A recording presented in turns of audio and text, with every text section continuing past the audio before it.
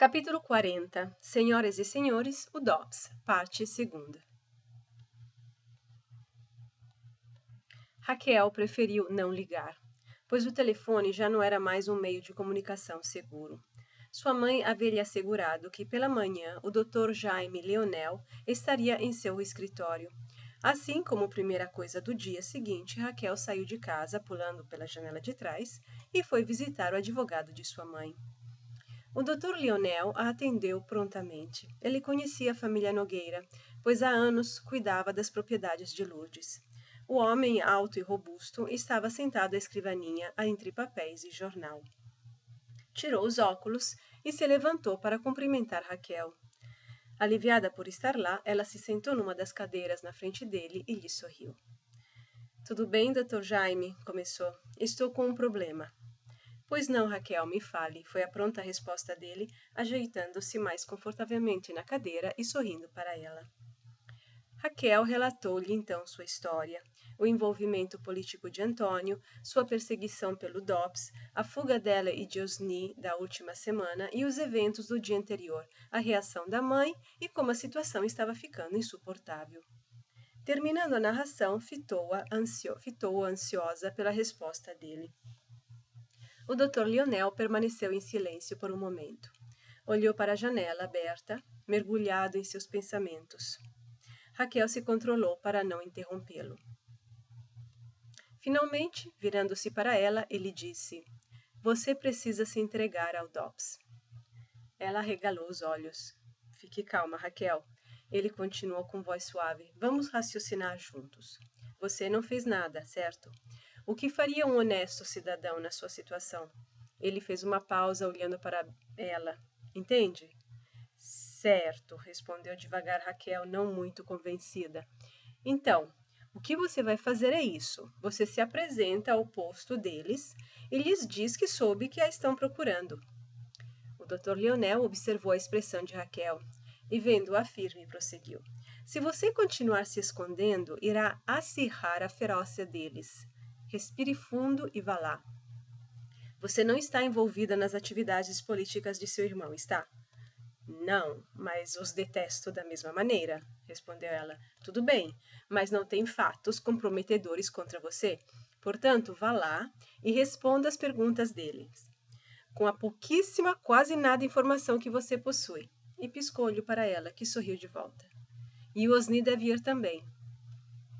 "Tá", ela falou, parando para não dizer algo mais. Ele a fitou, tranquilo. Ela refletiu por um momento e perguntou: "Mas você tem certeza que é seguro?" "Não." A expressão dele se fez séria. "Infelizmente, não podemos ter certeza de nada hoje. Vai depender do policial que você encontrar e de sua atuação quando estiver lá. Seja segura de si, uma boa atriz." "Tenho que mostrar a eles que não tenho nada a temer, é isso?" "Sim, que você é o que sua mãe falou, uma cidadã respeitável, como todos vocês são." Ele disse sério. "Entendi. E não se esqueça que em seu favor está o fato de o regime querer ainda preservar uma aparência de civilidade e democracia." Infelizmente, porém, é só uma aparência, né?" "Pois é, por isso, contra você está a arbitrariedade que eles se deram o direito de exercer. Mas sabendo da situação, você precisa confiar que você, se comportando de forma cidadã, irá receber um tratamento não arbitrário deles." O rosto de Raquel relaxou um pouco, mas do medo passou a revolta. Mordeu os lábios para não soltar os palavrões que falaria em diferente companhia.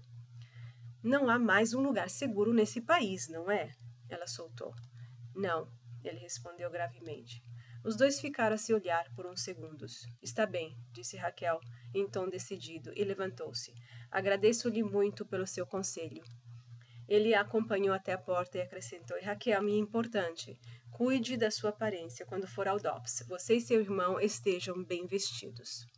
"Pode deixar, Dr. Jaime. Obrigada por tudo."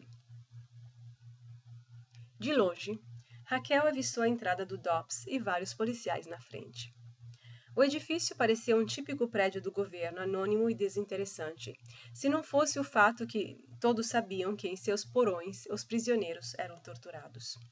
Um arrepio passou por sua coluna, o estômago se contraiu.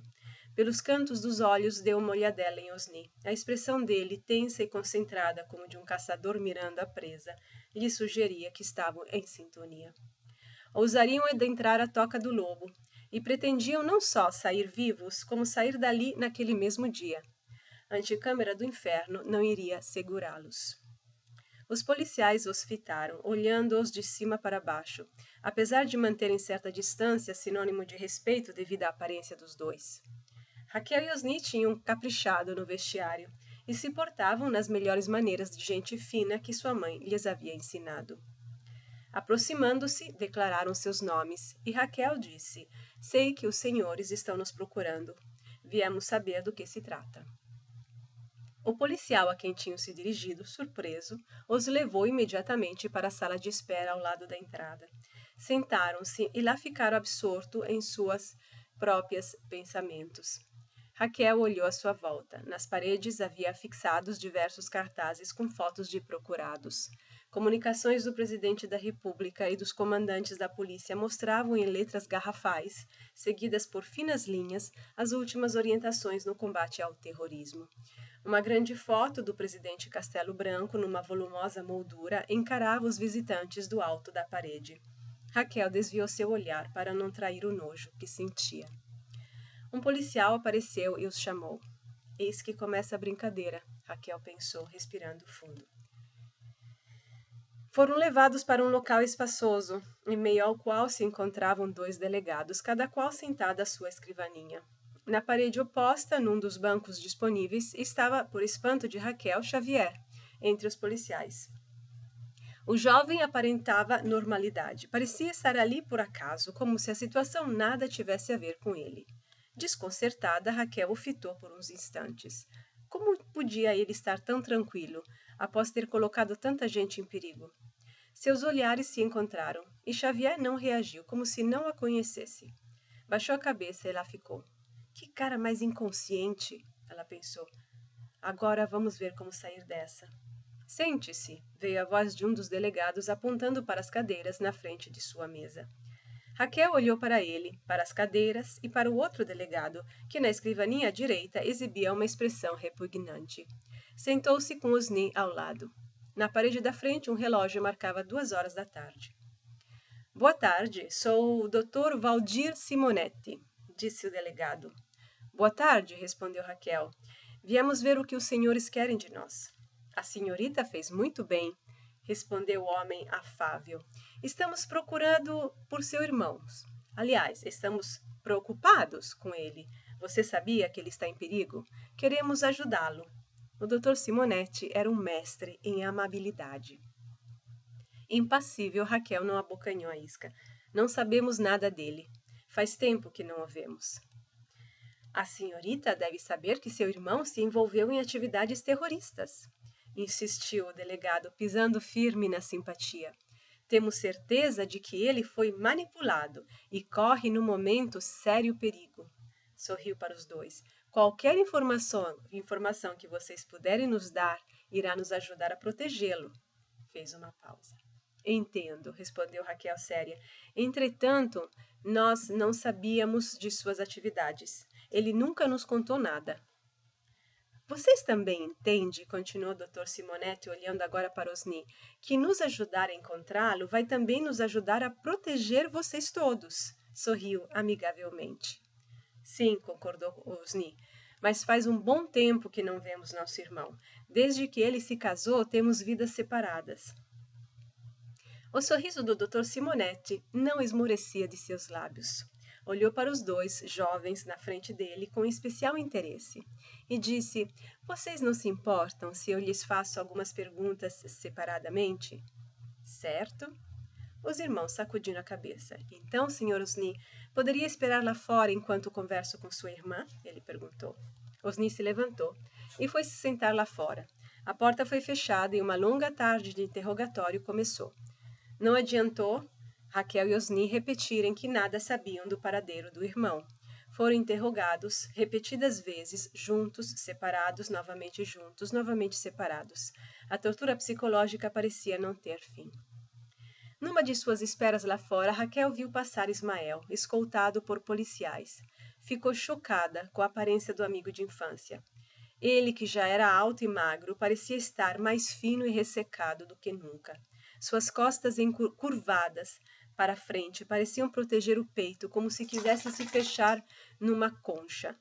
Mas a visão mais inquietante foi a de seu rosto, que estava fortemente contraído, os olhos estreitos e duros, os lábios apertados e enrugados. A dor era visível, mas ainda mais gritante. Era seu estado de tamanha introversão. Ele era a própria determinação a não falar e a não cooperar. Sua inteira figura declarava aberta e inequivocamente a resolução de que nada seria tirado dele. Ismael havia se transformado numa inquebrantável rocha. A contradição entre os dois homens que haviam até poucas semanas sido companheiros era espantosa. Enquanto Xavier havia entregado tudo o que lhe pudesse vir à mente para salvar a pele, estava agora sentado no banco daquele escritório como se nada daquilo tivesse a ver com ele. Ismael enfrentava um apavorante presente nas mãos dos torturadores. Raquel sentiu seus olhos se encherem de lágrimas. Seu amigo não a viu, mas ela não iria nunca se esquecer daquela visão. Continuou fitando-o até ele desaparecer naquele edifício hediondo. 8 horas e meia se passaram, respondendo quase que a mesma coisa sem parar.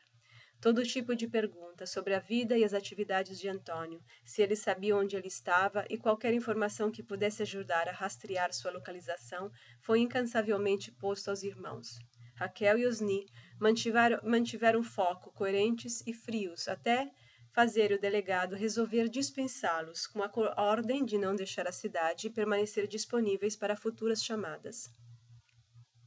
Psicologicamente esmagados, eles voltaram para casa carregados de tensão, mas saboreando lentamente a vitória de ter saído do DOPS no mesmo dia, como esperado. Sua mãe os recebeu aliviada, com o jantar pronto. Meus filhos, que bom, vocês voltaram, foi a emocionada saudação de Lourdes. Pois é, mãe, foi a triste e cansada resposta dos dois. O que aconteceu? Torturaram-nos psicologicamente, falou Osni se jogando no sofá.